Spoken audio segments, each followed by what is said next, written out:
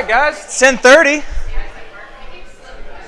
We will go ahead and get started. All right, welcome to the Made for Greatness Mobility Seminar.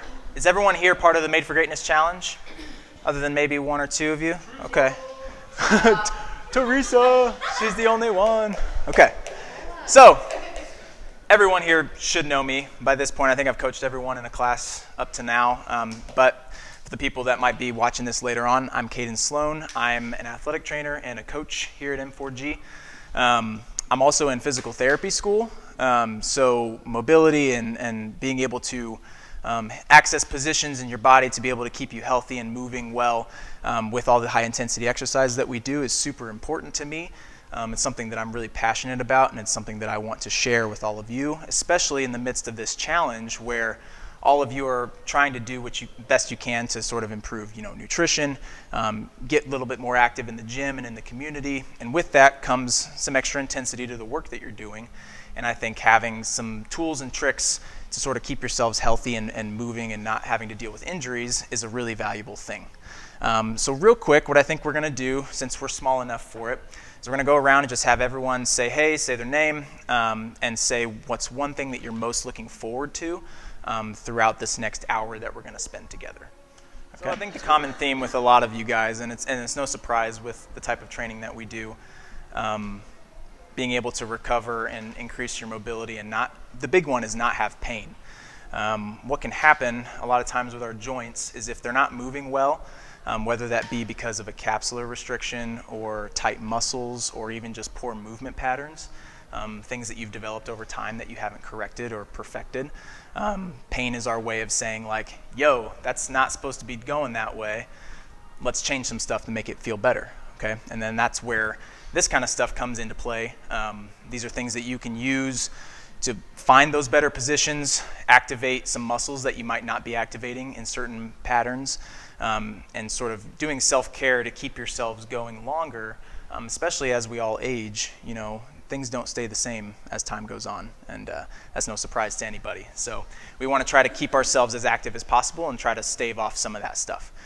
So real quick, we'll talk a little bit about anatomy. I don't think you guys knew you were going to be coming to school for a Saturday morning, but we're going to learn a little bit about anatomy, and then we're actually going to break off and go over to the rig, and we're going to be doing lots of stuff today. We're going to be moving, we're going to be learning some stuff, some hands-on things that you can catalog in your brains for later on. So when we talk about joints, the three major joints that we're going to cover today are the shoulder, the hip, and the ankle, okay? The shoulder is huge in CrossFit because we put a lot of stuff over our heads. We push a lot of things in front of us. We pull stuff towards our bodies, and sometimes we even get upside down, and we have to handle gravity pressing into that shoulder joint, okay? So we do a lot of stuff with our shoulders, but there are two different components to how that joint moves, all right? We want this joint to be able to move as much as possible, okay? It's a very mobile joint, and that has a purpose because we need to be able to interact with the things in our life. We need to be able to reach up to the top cupboard to get some food out of our cabinets, or we need to be able to reach behind us to smack our kids when they're being annoying in the car, stuff like that. We got to be able to have that range of motion, but with that comes inherent hypomobility, which is too much movement, okay? So we also need to be able to have stability in that joint. So there are some things that we can do to create strength in the surrounding musculature of the shoulder. We have our rotator cuff muscles. So it's just a bunch of muscles that wrap around the back and underneath in the front of the shoulder to give it integrity. And we also have lots of ligaments that form a capsule, and that keeps that ball and socket sort of in place and gives it the stability it needs to not fall out, but also it allows all of that range of motion that we would like to have to be able to do all the things that we want to do. Okay, moving on to the hip. The hip is the core of our body. This is where our center of mass is. This is where we generate power when we're in like a squat or a deadlift. Any motion where we need to gain from flexion into that extension. We need to have that full mobility in the hips. Even when we do things like lunges, we're stretching all the way out. We need to have full extension in one leg, but also be able to have full flexion in the other leg to achieve those positions without having pain, okay? Another big aspect of our hips having full function is like going to the bathroom. A lot of times we see old people as they get into like their 70s and their 80s, they lose the ability to toilet on their own because they've lost range of motion in their hips, and it's hard for them to get down and get back up because there's no strength and then there's no range of motion to be able to achieve those positions. Okay. The last one is the ankle. All right. We are on our feet a lot of times throughout the day. If we're not, then we're not active enough. So there's your key to get up and move around a little bit more. But when we talk about like squatting or deadlifting or lunging or anything that involves moving, our ankles play a huge part in not only being able to structurally support our body weight, sometimes on just one foot, but also to be able to gain, that motion all the way up towards our face and also being able to point all the way down. Otherwise, we're going to have restrictions there that can have consequences going all the way up the chain that is our body. Okay, so we're going to hit all three of those points today, give you a couple of things that you can do to sort of hit those areas and try to improve some of your mobility and your strength in all those spots. Okay, so we're going to go ahead and break off. We're going to start with the shoulder joint. So over on the rig, you'll see that we've got a lot of different colored bands hanging from the top. There aren't enough for everybody to have their own band all at once. So I will ask that you guys break up into at least groups of 2 or 3 and share some of the equipment while we're over there, and we'll just kind of rotate through each of the mobility sections as we go through. I'll demonstrate what we're doing, kind of give a small explanation as to what the benefits are of what we're doing, and then I'll have you guys just break off and actually practice some of this stuff yourselves. Okay? But first, as you go over there, when you break off, there's a small purple train bag laying next on the corner. There are lacrosse balls in there, and I want everybody to grab one of those because we're going to be using lacrosse balls today as well as a way to kind of break up some stuff as we go through. Okay? 3, 2, 1, go. Have their eyes on me. I'm going to be using this green band right here to start. All right? So when we talk about overhead mobility in our shoulder, a lot of times people have restrictions in this front motion right here. And people feel like they get stuck when they try to either go through, as we do with our hollow rocks and our kipping and all that kind of stuff. And even when we're in this front-loaded position, trying to do like shoulder presses and push jerks and things like that. And people get pain right there in the middle of the shoulder. And why that happens is what's called impingement. Okay? So some of the small muscles of that rotator cuff that come up and attach to your glenohumeral joint in the shoulder, they get pinched off by things not moving well, all right? And why things don't move well is because of muscular restrictions. So one of the biggest limiters that we see with people going up and overhead is that your latissimus dorsi, this huge muscle on the side of your arm, is really tight and restrictive, and it's stopping you from getting full flexion in the shoulder, and it's creating issues with your scapula. Things aren't rotating the way that they need to get up in those overhead positions, okay? So one of the stretches that I tend to give people for their lats and their triceps is this overhead banded stretch that you can do on a rig, okay? So what we do with this is everyone is going to lock in their elbow onto the strap like this, and then you're going to rotate your arm back and around, all right? Keeping our palms facing forward away from us. And then from here, whatever side that we are using the arm for, that same leg is going to go all the way to the back, all right? So for me, this is my right arm. I'm going to step forward and get that flexion with the shoulder and let that band sort of pull me into full flexion there, all right? I'm going to step forward with my left and keep that right leg back, okay? What I'm doing here is I'm allowing my entire body system to stretch out the lat on that right side, because that lat goes from your shoulder, surprisingly, all the way back down to your hip, okay? So we're opening up that entire system with this position here. A key thing to remember is not to let yourselves arch in the low back, all right? That kind of defeats the purpose of the whole thing. So what we want to think about is just when we're doing overhead presses with the barbell, kind of sewing that belly button together, keeping your core tight, and falling into that position where you get that nice long stretch in the latissimus, okay? We want to find that position, find where it feels tight, and hold for about 30 seconds on each side, and repeat that, okay? When you do this on your own, we want to accumulate a total of 2 minutes of stretch time in order to see a change. But for our purposes here, we want to make sure that we give everyone at least a little bit of time on both shoulders. So just do 30 seconds on each shoulder with your partners. And I'll walk around and sort of see how you guys are doing with that. Sound good? All right, go ahead and get started with it.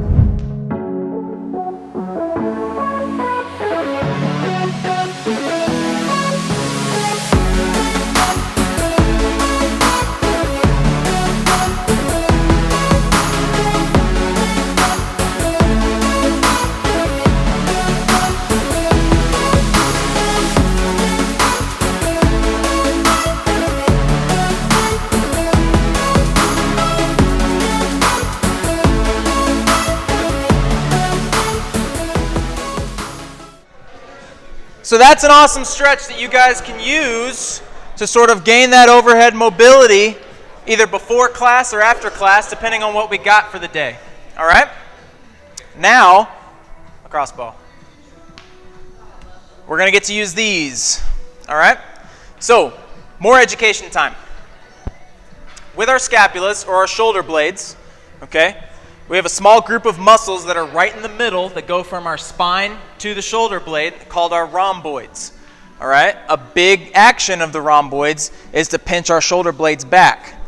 But another action of the rhomboids is to allow sort of this rotation of the shoulder blade as our arms go up overhead. All right? If the rhomboids are stiff, tight, or restricted, it's going to change how the scapula moves when we try to put our arms overhead. If it doesn't allow the scapula to rotate very much, then all we have left is the rest of our arm to try to crank ourselves overhead, and that causes the impingement, okay? So what you guys are going to do next is we're going to use a lacrosse ball to tack down your rhomboids, and we're going to move through this rotation of the shoulder to try to free up some of that space, okay? So the way this works is you'll lie down on the ground, you'll put your lacrosse ball sort of in the middle of your back, up by your shoulder blades, and you'll sort of find a spot where you realize, holy crap, that's really painful. Yeah, right? So that's the, exactly. I want to be in more pain. So that means that the tissue is really sensitive, and it's sensitive because it's not working well, all right? And that should be right where you feel your shoulder blade getting ready to bump into that ball. So once you find that spot, kind of hang out there, sort of breathe a little bit, breathe into it. It's going to feel really heavy. And then what I want you to do is take your arm out to the side and slowly move it up towards the top of your head until you feel like you've lost that full range of motion, or you feel like you might get into a little bit of pain. And that's okay. We don't necessarily need to go all the way up. We just need to be moving through this rotation here to try to tack down the rhomboid and free it up a little bit more. All right? So I want everyone to spend at least a minute or so on each shoulder and find those painful positions and work through them until you can feel it loosen up on you.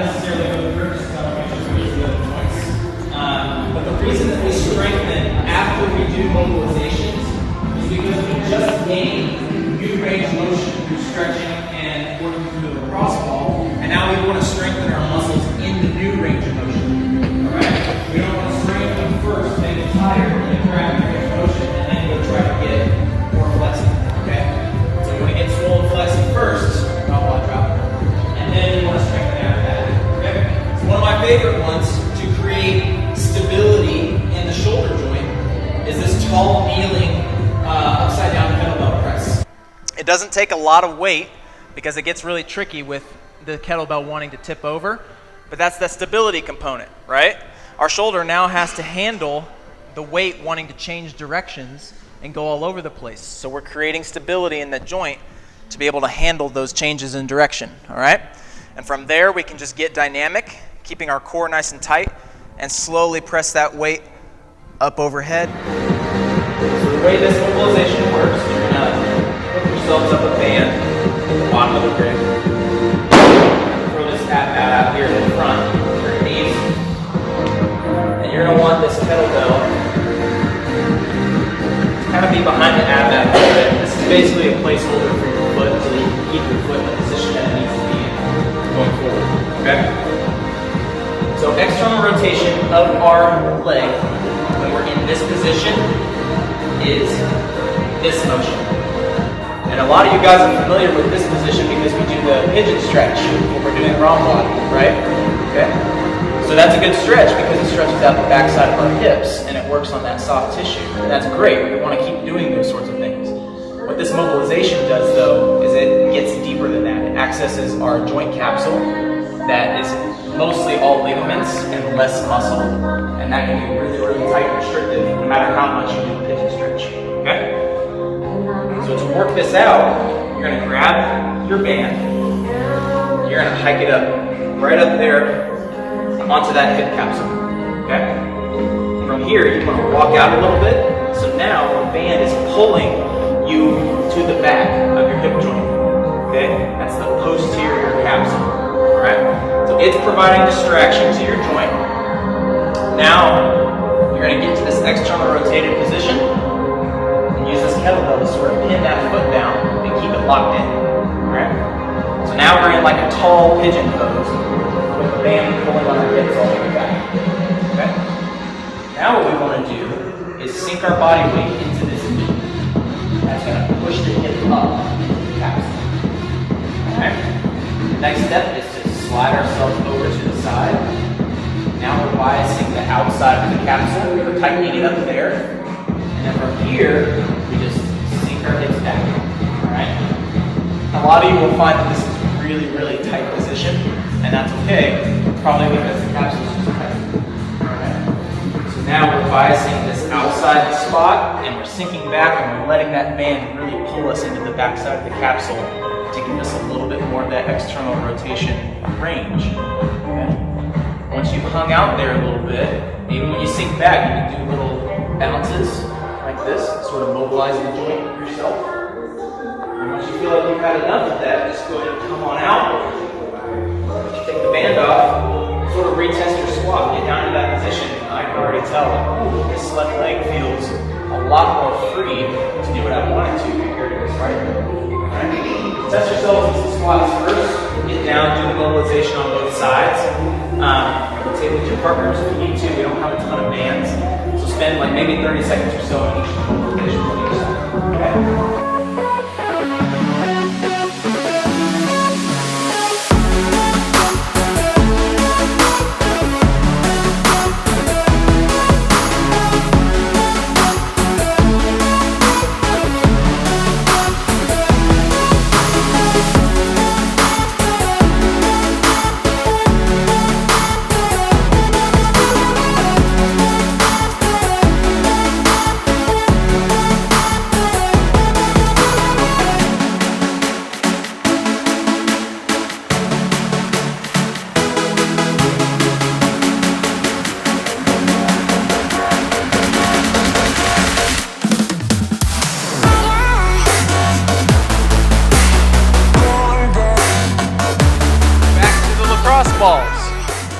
Okay? So, someone lost theirs. I think you lost yours. Sorry. It's okay. I'm going to borrow it real quick. All right. So, one of our rotators of the hip that helps to move the hip into one of its rotation components is our piriformis. Okay? It's a small muscle that starts on our sacrum, which is like that bottom portion of our spine by our tailbone, and it reaches around and grabs onto your femur, and it helps to rotate the femur around to open up the hip, okay? That's also a place where people get a lot of irritation as a muscle in general. So we're going to do a piriformis release with the lacrosse ball, okay? So you're just going to find a spot on your hip, kind of right under your hip bone at the top, of where you would put your hands on your hips and sort of towards the middle of your glute. And you'll be like, whoo, there it is. From there, I want you to, you're gonna cross your legs and kind of make this figure 4 with your legs, all right? And then you're just gonna find that position and sort of rotate back and forth over that spot, all right? You'll feel the tenderness in it, and then sometimes you can rotate over towards where you feel that pointy part of your femur on the outside of your hip. You'll kind of feel it a little bit there, and you just kind of hang out in those positions, all right? Make sure you breathe. Desensitize yourself to what it feels like, but spend about 30 seconds to a minute or so on each of those hips with the lacrosse ball, okay?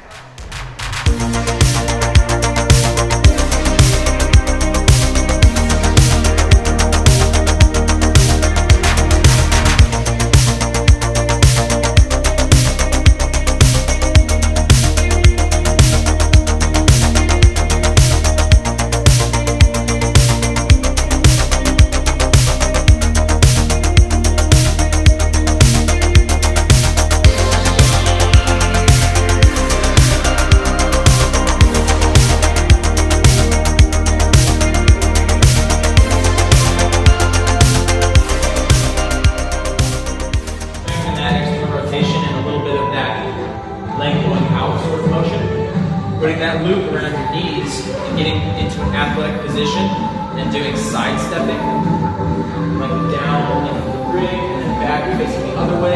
It's a really good way to strengthen your glutes out on the outside right there, while also focusing on keeping that good knee position. That translates really well into your squat patterns. So if you're someone who has issues with, as you come down, your knees start to cave in, you lose that position, getting a band to push those out and force yourself to train in this position. Really good for improving that squat depth and improving your squat mobility. Okay? Alright. Moving on to the ankle. So when we look at our ankle, the big motions that we pay attention to are the up and the down. Okay? But we also have a little bit of like rolling in and rolling out. All very important for stability for us to be able to handle different terrains. Alright? So let's say I walk on the street.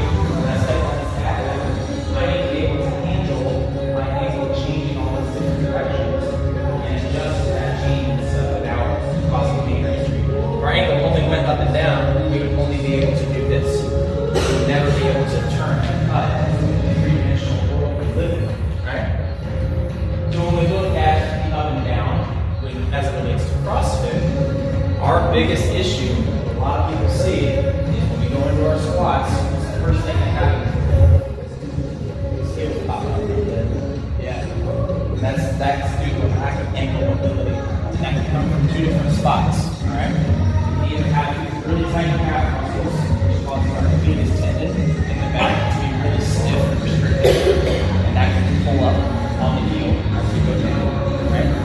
We can also have a lack of mobility in what we call our subtalar joint. And that's a deep joint in the ankle where our talus and our calcaneus meet each other.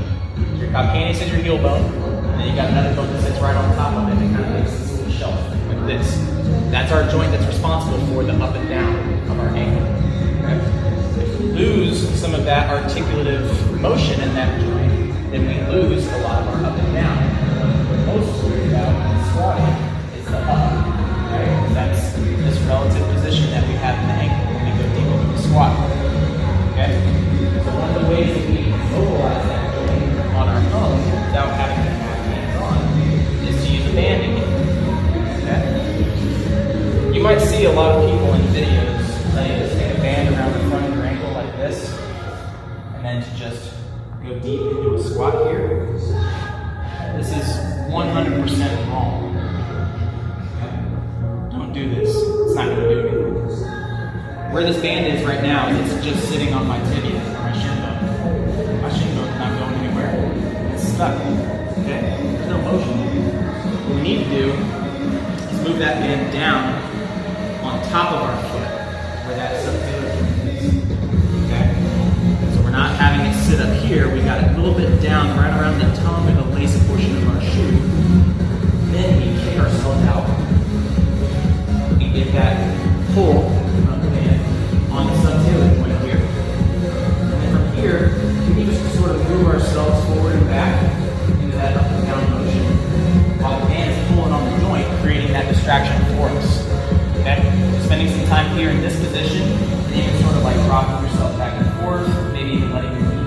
now side pad, one in front, and kind of on the inside of it. Mobilize that joint in all its different directions and sort of free that up for you. Okay? So that's what I want everyone to do right now. Everyone's going to pair up, triple up whenever you need to, find a band.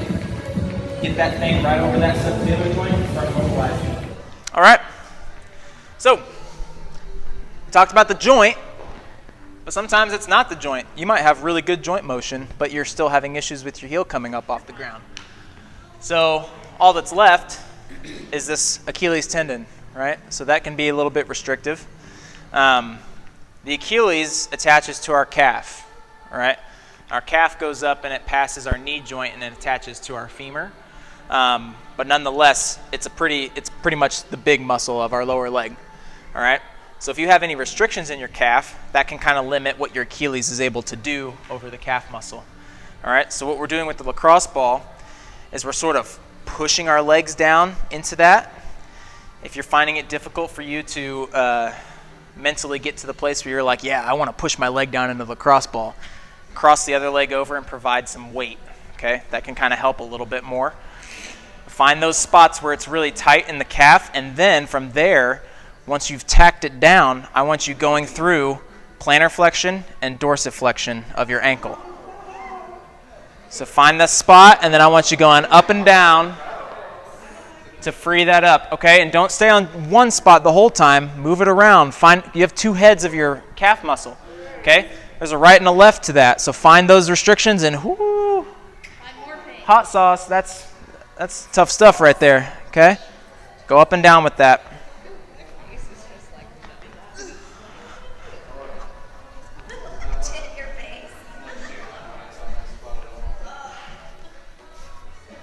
Another one that I probably won't have you guys do, but what you can do if you feel like your calf muscle itself, or not your calf muscle, your Achilles tendon itself is restrictive, is you can take a barbell or a kettlebell, and this portion that goes across, so like either the bar portion of the barbell or this handle on the kettlebell, you can tack down that Achilles tendon and sort of pin that tissue and then slowly glide it forward and back, and that'll kind of grab your skin a little bit and separate it from any restrictions that you have in the Achilles. You can also rotate it back and forth like this as well, okay? So this is a really good way to free up some of that really tight, soft tissue on your Achilles tendon that might be keeping you from moving, okay?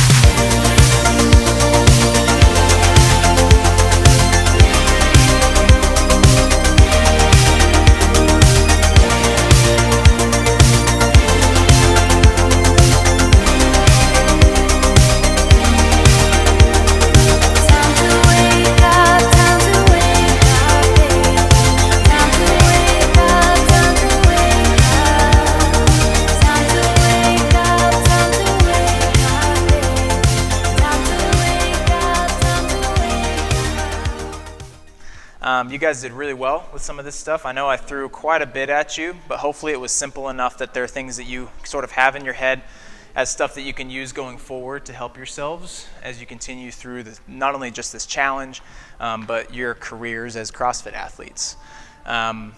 This will be going up on YouTube sometime in the future, so you guys will have it as a reference to be able to sort of see, I can't quite remember exactly what he said. Maybe go look at it and sort of see where it goes from there. Before we close, does anyone have any questions about anything that we've done today or anything that you just want to ask in general? No? Sure. Yep. So in comparison, like the crossball versus like a foam roller or something, is it just more pinpointed? Yep, that's exactly it. So the lacrosse ball has the advantage of being really tiny and a very small surface area for contact on your muscles. So it's really good for pinpoint specific spots of like, oh, that's really tough. The foam rollers are good, in my opinion, for things like rolling out your lats, if you want to roll those out, or if you want to just get the whole length of your hamstring, and sort of things like that. So it's good for those positionings as well. Okay. So as a gift and as a thank you, all of you get to keep the lacrosse balls. They're yours. So hold on to those. Keep them in your gym bag. Use them as you go forward from here. Also, I'll be sending out an email to all of you from Excellence in Motion with a coupon for 50% off of an evaluation. Should you have any sort of major injury pop up between now and a month from now, you'll have 30 days to be able to use that coupon to come in and get some stuff checked out and see if anything can go better from there. So as always, thanks for participating. I'm sure I'll see all of you again soon when I coach some classes. We'll get right back at it, keep tackling everything. You guys are doing really well with the challenge. You did really well today. So go forth and be mobilized. Okay? All right.